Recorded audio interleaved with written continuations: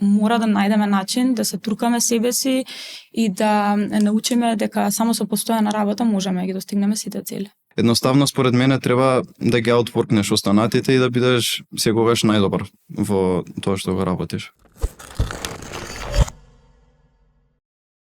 Здраво на сите, добродојдовте во четвртата епизода од Брейнкаст. Овој пат хост ќе ви бидам јас, Ања, и ќе разговараме за предизвиците со кои што се соочуваат студентите денес. Оваа епизода гости ќе ни бидат студентите од Brainster Next факултетот и ќе ни одговорат на сите наши прашања. Според тебе, зошто сметаш дека има помалку девојки од машки во IT? Дали постојат некои стереотипи и мисконцепции уште во средна школа за да се појави овој дисбаланс? Сметам дека ваквите стереотипи се јавуваат многу пред средна школа. Сметам дека растеме со нив. И сепак не би навлегувала во дебатата дали постојат машки и женски професии, но со сигурност можам да зборувам дека IT професиите апсолутно не се ограничени на машко и на женско. Така што би сакала да ги охрабрам буквално сите девојки, всушност не само девојки, туку сите индивидуи што сметаат дека постои можност да се пронедат во IT светот, да се консултираат, да дојдат, да видат и да пробаат. Дури да не успее, ништо страшно. Јас сум човек што смета дека за секого на светот постои нешто и дека само треба да се пронајде. Но мислам дека нема ништо полошо од тоа да живееш во знаење дека не си пробал, а можел да направиш нешто добро за себе. Околу идните планови и кариерни аспирации, кои се твоите кариерни аспирации и како планираш да ги постигнеш? Во главно моите аспирации се движат во постојан развој и работа на самата себе и што се однесува до тоа како планирам тоа да го постигнам, дефинитивно со конзистентност и самодисциплина. Дури и тоа мечтање за еднината многу ми помага, особено кога ќе се најдам себе си во некоја ситуација каде што ми е тешко или мислам дека не можам нешто да направам, секогаш пробувам да размислувам како ова ќе ми придонесе подоцна, односно како ќе ми помогне во понатамошното развивање. Така што сметам дека за нашите успеси и неуспеси сме криви самите ние, така што мора да најдеме начин да се трукаме себе си и да научиме дека само со постојана работа можеме да ги достигнеме сите цели. Како ја замислуваш еднината на едукацијата и кои промени сакаш да ги видиш во традиционалниот едукативен систем? Иднината на образованието ја замислувам и очекувам да биде многу поразлична од сега. Би сакал учениците да можат да бираат сами своја програма, која ќе биде прилагодена кон нивните желби и пасии, со вметнување на проекти, истражувања и изборни предмети. Би сакал да се смени начинот на оценување, да се стави поголем фокус кон стекнување на вештини, а не како до сега традиционалниот начин на само запаметување на информациите на памет. Наместо традиционалниот начин на предавање во кој професорите само пренесуваат информации, сметам дека тие треба да бидат поголеми ментори и да се фокусираат повеќе на индивидуалните потреби на секој ученик. Дали сметаш дека на некој начин запишувањето на факултет те смени, како се смени ти од твоите средношколски денови до сега она кое што стана од како се запиша на факултет? Да, мислам дека ме смени, зашто во средно не бев толку озбилен со школата, не го сваќав толку озбилно, не ќе да учам толку. Кога дојдов на факултет, смерот сам си го најдов што сакав да го учам. Тоа што ме натера мене да се запишам на факултетот графички дизајн е тоа што според мене јас лично повеќе можам да се искажам преку уметноста и преку дизајнот отколку со зборови. Например, тој дизајн, таа порака што ќе ја ставам например на мајца, може да ја види целиот свет без јас да го кажам тоа усно со зборови. Јас моите дизајни ги правам најпрво мене да ми се свиѓа и исто така ќе знам дека дизајнот ми е успешен ако барем еден се пронајде во него и го мотивира тој дизајн. Надвор од секојдневните обврски, надвор од факултетот, колку е важно да имаме пасија и хобија. Знам дека сега си активна со манекенството, меѓутоа и во средна школа беше активен дебатер. Кажи ми колку имањето на овие хобија и пасии надвор од факултетот ти помагаат во извршување на секојдневните обврски и работата на факултет? Да, сега што сум активна во манекенството и тоа е буквално нешто што ме поврзува со сцената на уметност, креативност и естетика, додека пак кога бев активна во дебатирањето, учев и работев на тоа како да размислувам, како да се изразувам и што всушност значи ефикасно изразување. Тоа би било она што велат со малку зборови да успееш да кажеш многу. Така што мислам дека овие два целосно различни света одлично се надополнува еден со друг за време на моите средношколски денови и многу ми помогна во развивање на мојот карактер, при тоа целосно потполнувајќи ја мојата природа како личност. А што се однесува до моменталната ситуација и моите моментални паси и активности што ми ги полнат батериите и ми дозволуваат полесно да функционирам во текот на денот, дефинитивно манекенството ќе го оставам на листата, но како пасија морам да ги спомнам книгите. Тоа е моето бегство на некој начин од реалноста уште од најмали нозе и сметам дека читањето на неколку поглавја на ден не е некоја активност што одзема премногу време, а буквално ти дозволува за момент да излезеш од сопствената кожа, да се соживееш дали со авторот, дали со ликот од книгата. За подоцна кога ќе се вратиш повторно во својата кожа, да си порелаксиран и помотивиран за претстојниот ден. Исто така морам да споменам активност што нели ми помага да функционирам во текот на денот, а тоа би било која физичка активност. Па дури ако тоа значи пешачење до факултет, особено физичка активност на почеток на денот ми помага да се чувствувам попродуктивно и спремно како да правам нешто корисно за себе и самиот фокус ми е на физичката работа, односно на некој начин го одмарам умот и го спремам за претстојните предизвици. Бегство од реалност. Да, баш. Драган, знам дека надвор од факултет професионално се занимаваш со тенис. Колку е важно да имаме вакви паси кои што не се надвор од секојдневните ангажмани надвор од факултет? Надвор од факултетот пасија за мене е тенисот. Тренирам веќе 16 години. Тренинзите ми се обично навечер и тоа ми помага целата негативна енергија што ја собирам секојдневно да ја исфрлам.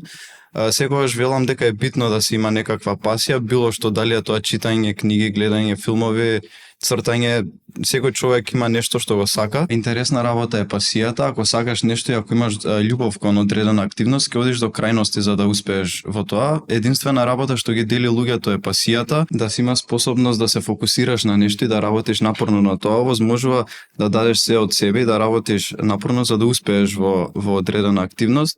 Едноставно, според мене, треба да ги аутворкнеш останатите и да бидеш секогаш најдобар во тоа што го работиш. Давид, знам дека музиката е твоја пасија, дел си од музички колектив, диџеј си. Како оваа пасија ти помага да се справиш со секојдневието, со секојдневните обврски и со светот што не обкружува? Па да, музиката ми дава енергија и ми пружи можност за како да се изразам и за да бидам креативен. Со музика се занимавам уште од многу млад. Сум почнал со класика, рап, ден денеска електронска музика и исто така сум дел од музички колектив кој што ми помага да избегнам од секојдневието. 1998 година Nike лансира кампања во која што прикажува како скейтбордерите се перцепирани тогаш во општеството. Меѓутоа имам чувство дека денес е 2024 година и кај нас се уште перцепирани на истиот начин. Кој е твојот став? Ја мислам дека се уште не сметаат така луѓето во Македонија, што не треба да биде тоа така, затоа што веќе скейтбордингот стана спорт, го има и на олимпијадите. Исто така тука не бркаат на многу места каде што идеме, не сметаат како вандалисти, дека го вандализираме градот, уствари тоа нема везе, ние сакаме само да си дојдеме, да си го снимиме клипот што ни треба и си одиме. Исто така ќе биде добро да направат нови скейт паркови, зашто имаме два скейт паркови што тие и двата не функционираат, не се во добра состојба и стварно не знам зошто се уште од 2024 Македонија скейтбордингот се третира како вандализам. Сара, не имаш кажано дека каратето те научило да се бориш со предизвиците во животот, па кажи ми малце повеќе за тоа како каратето ти помогна да се изградиш денес во Сара која што си како личност. Јас тренирав карате на возраст каде што детето се оформува како личност на тие години. И каратето е спорт кој што те тера да научиш дисциплина, почит, одредена страва почит да имаш кон тренерите. Има одредени ритуали кои што ти мора да ги поминеш за да влезеш во самата сала, мора се поклониш, да станеш на своето место. Редот на каратето не е одреден по години, него е по стажот што го имаш направено таму, кој појас го имаш. Исто така во каратето има доста дисциплини, кај што ти ги имаш, кај што ти си во група ги правиш, дали сте со двајца или тројца. И таму мора да работите групно, колку и да вие се сакате или не се сакате, мора да има некоја почит еден кон друг, мора да имате почит. Јас сметам дека мене најмногу ме фунува кој личност на преварите кои ги имав, затоа што на таа возраст ја тренирав од 4 до 10 години. На таа возраст ставена во држава која не ја знам, на светски првенства, например, или европски првенства, ставена сум на борилиште со противник кој не го знам никогаш, не знам кој му се него намерите кон мене, а сепак тоа е боречки спорт. И на тие години јас морам само да размислувам како да го нападнам, да се одбранам, никој не ми кажува. И тоа мислам дека многу ме изгради како личност која сум денеска. Не би било таа што сум сега, да не беше каратето тој период кога го тренирав. Дали може да ни кажеш совет како да балансираме помеѓу очекувањата на нашите родители за кариерен пат и нашите пасии и желби? Најпрво морам да кажам дека ми е многу мило што не сум се соочила со ваков проблем досега и сум им бескрено благодарна на моите родители што навистина ме поддржувале во секоја амбиција и желба, без разлика колку била реална во даден момент. Но свесна сум за постоењето на овој проблем и сум видела и пример од блиски луѓе кои се соочуваат со ваков проблем, но сметам дека како и секој, така и овој проблем си има решение. И сметам дека решението лежи во отворен разговор, комуникација и компромис. И од едната и од другата страна. Најпрво, децата мора да се спремни дека ќе дојде моментот кога ќе треба да седнат со нивните родители да им кажат дека јас го сакам ова и ова, и при тоа мора да бидат отворени за критика, бидејќи секогаш во глава нека им стои тоа дека секоја критика и секоја негација од родителите е сигурно поттикната од искрена желба за успех на детето и страф дури за сопственото дете. Додека пак на родителите би им порачала да имаат повеќе разбирање за интензитетот и темпото на менување на нештата во денешницата и дека е апсолутно нормално да се разликуваат очекувањата и амбициите на детето со нивните. На крајот од денот сите го правиме она што направи среќни, така што нивната поддршка како родители би значила и поддршка за среќата на детето. Некогаш справувањето со очекувањата на нашите родители може да биде предизвик, но најбитно е да се најде начин во кој двете страни ќе бидат задоволни. Тоа може да се постигне со комуникација и отворен разговор со нашите родители за нашите цели и интереси. Треба да имаме разбирање кон нивните гледишта кои најчесто се засновани кон нивните искуства и стравови. Некогаш е потребно да се направи компромис и да се има алтернативни планови. Треба да размислиме дали нашата страст може да ја третираме како хоби и при тоа да работиме на кариера која ќе ги исполни очекувањата на нашите родители. Во работата треба да даваме се од себе и да работиме многу напорно со цел да успееме во истото. Јас мислам дека ако родителите не се согласуваат со децата за они тоа што сакаат да го прават во животот, мислам дека нема да може да ги спречат, зашто он ако толку сака да го оствари неговиот сон, ќе го оствари под секоја цена. Ќе се спротивстави на родителите дури, ќе оди скроз до целта која што сака да ја постигне и мислам дека на крај ќе им докаже на родителите дека е возможно тоа. И мислам дека на крај ќе се согласат и самите они кои ќе видат дека него тоа му е пасијата и дека тоа сака да го прави во животот. Лично јас, моите никад не ме бранеле да го следам мојот сон. Јас сум взимал мислење од нив секако, но на крај како и да е сам сум одел по мојот сон и не сум слушал никој друг, дури не моите родители, но секако е добро да земам совет од нив. Па за да има некој баланс врз нивните очекувања и цели, сметам дека најважно е да им ги кажеш кои се всушност твоите интереси и лично јас кога сум зборувал со нив за тоа, секогаш ги прифателе моите пасии, како например што пуштам музика, што се занимавам со дизајн. И друго битно можам да кажам дека е времето, да знаеш ефикасно да го менеджираш времето, да го скористиш времето. Уште како мала јас на моите им реков дека ќе сакам да се занимавам со снимање на реклами или спотови. Они тоа го спатија многу убаво и никогаш не ме форсирале да се запишам да учам медицина или да бидам инженер. И ми возможија да идам и да посетам курсеви разни академии. И точно кога завршив средна школа се отвори можноста да студирам на Бренстен за графички дизајн и мојата застанаа позади мојата одлука.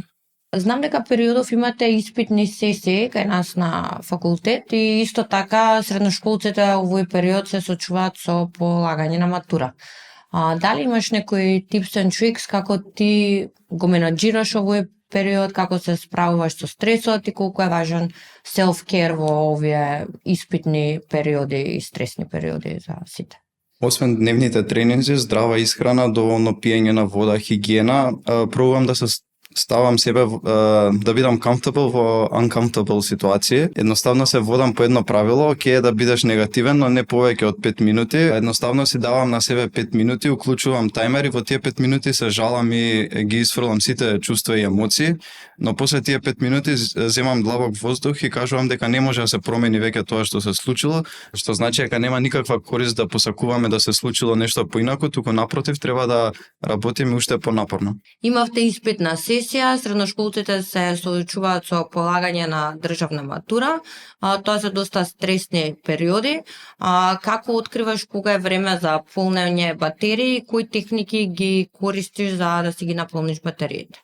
Па според мене клучни елементи или клучни хекс за да се наполнат батериите би биле добра храна, некоја регуларна физичка активност, музика, дружба со пријатели и тоа. Како се справуваш со дистракциите кога учиш или се соочуваш со некој поголем предизвик или задача?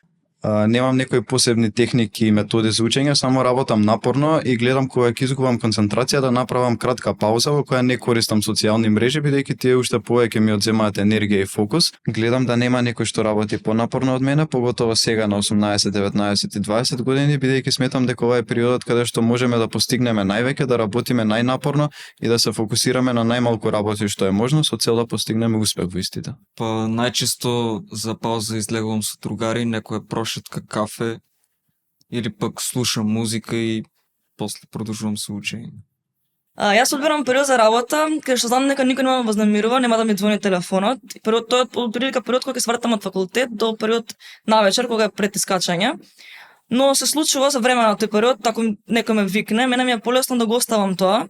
Полесно да вратам кога се вратам, затоа што веќе сум со смирена глава и можам подобро се фокусирам на работата и на крај резултатот испаѓа многу подобар него да сум работела претходно под стрес и нервоза. Каде и како бараш помош кога се соочуваш со потешкоти при совладување на материјалот? Кај нас во група има одлична атмосфера за работа, немаме никаква завист, љубомора или себичност едни кон други. И секогаш кога некој има некакви потешкоти во совладување на материјалот, се прашуваме меѓу себе и сите сакаме да помогнеме. И доколку се случи дека кај нас во група никој не го знае одговорот, професорите секогаш тука да ни помогнат и ги имаат одговорите на сите наши прашања. Колку сметаш дека е важна праксата и практичната работа кога се учи нова вештина? Сметам дека работа на реални проекти е многу подобро него учење само теоретски. Имаме можност сега да работиме за редизајн на таксират. Тоа е прилика која многу млади почетници дизајнерија нема, та овој факултет тоа го возможува. Дополнително после прва година добиваме пракса која ни дава ново искуство, нови вештини учиме преку незе и не спрема понатака во животот и во нашата професија. За крај би сакала да ви се заблагодарам на сите за вниманието. Се надевам дека некои од советите и одговорите ќе ги најдете корисни. Следната епизода повторно се враќа Петар. Stay tuned.